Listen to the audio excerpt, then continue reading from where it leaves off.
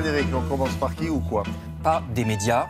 Une page média est une histoire un peu effrayante qui nous prouve, hélas, que la liberté de la presse recule dans certains endroits du monde. Vous savez que déjà, en Hongrie ou en Turquie, il y a quasiment plus de médias indépendants. Le pouvoir les a mis au pas ou carrément supprimés.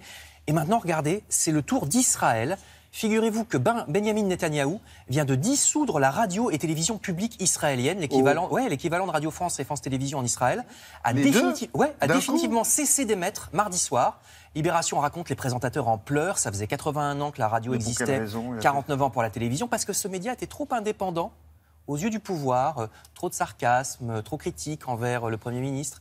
Et donc il sera bientôt remplacé par un nouveau média public sur lequel il n'y aura pas de journaux télévisés, il n'y aura pas d'informations.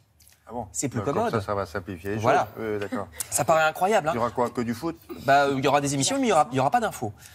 Donc ça paraît incroyable. Malheureusement, c'est vrai. Qui sont ces gens? Ce sont les licenciés? Voilà, c'est les gens de la télévision publique le dernier soir. Qu'est-ce qu'ils vont faire? Ils vont occuper le terrain? Ils font grève? Qu'est-ce qu'ils font? On ne sait pas, figurez-vous. Alors eux, évidemment, ils ne veulent pas se laisser faire, mais on ne sait pas s'ils vont être repris par le nouveau média. De toute façon, c'est des journalistes, il n'y aura pas de JT, donc vous voyez, donc c'est un peu bizarre. Il y a un député de la majorité de Benjamin Netanyahou qui a même déclaré que les journalistes avaient de toute façon trop de liberté dans le pays. Comme ça, c'est clair.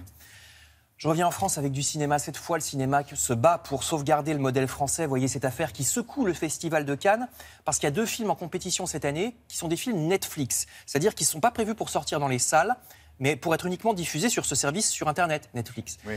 Eh ben, le Festival de Cannes vient d'annoncer que c'était la dernière fois. C'est-à-dire qu'à partir de l'an prochain, le règlement exigera qu'il y ait une sortie en salle. Oui. C'est important parce que... cinéma, quoi. Voilà, ça veut dire que le cinéma...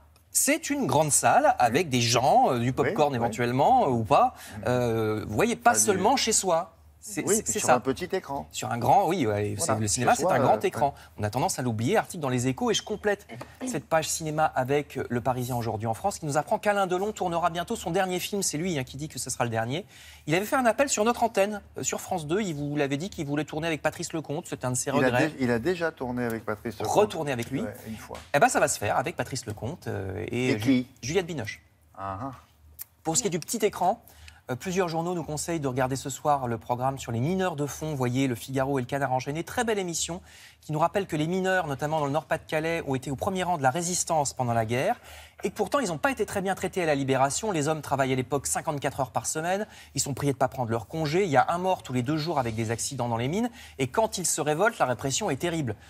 Programme ce soir à 23h45 sur la 3. Alors, c'est un peu tard, mais vous pouvez aussi le regarder demain sur notre replay Internet. Enfin, je termine avec un peu de recul. Prenons du recul avec Le Parisien qui nous propose une cure de silence. C'est de plus en plus difficile dans le brouhaha de nos villes. Il y a toujours un klaxon, un scooter qui démarre. Un klaxon? Ah oui, il y a des klaxons, des scooters qui vroom vroom, des SMS qui bip bip et des téléphones qui sonnent. Je vous assure. L'article explique... Un klaxon. Vous dites klaxon, vous? Bon, je dis klaxon, j'ai toujours dit klaxon. Non, mais je me suis aperçu que vous disiez klaxon. Donc, je voulais juste vérifier que c'était pas un hasard. Un avertisseur sonore d'automobile. Ah non, mais klaxon, c'est très bien. Mais vous êtes de quelle région? Du Nord-Est, je sais pas si... Tu dis comme ça en Belgique aussi? Ah voilà, les Belges disent comme ça aussi. Vous dites klaxon? On dit klaxon, oui monsieur. Et un wagon? Et on dit wagon. Ouais, moi je dis pas wagon par contre.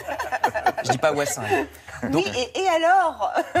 Donc l'article explique comment se poser, comment regarder le monde qui nous entoure malgré les klaxons, donc, même s'il est bruyant. C'est une sorte de silence intérieur, on se pose 5 minutes en silence, c'est important pour le mental aussi, on observe, parce qu'on est submergé d'informations, de sollicitations, pas toujours très intéressantes d'ailleurs. Il décolle pas pour autant. C'est une dame. Pardon madame. Mais elle décolle pas. Elle est pas... pas pour la photo. Non, d'accord. Et puis enfin, allons nous promener dans les bois, tant qu'il y a des bois. Je vous conseille cet article du journal Les Échos qui nous alerte sur la fragilité de la nature parce que le journal s'inquiète de certaines décisions de justice, vous voyez le titre, qui souvent ne poursuivent pas les bétonneurs pour une raison ou pour une autre. On trouve une argutie juridique quand un chantier a pourtant bel et bien saccagé une zone naturelle. C'est un article à lire dans Les Échos qui s'alarme justement du fait que les bétonneurs ne soient pas toujours poursuivis parce qu'on trouve que finalement la zone naturelle n'était pas vraiment classée, blablabla.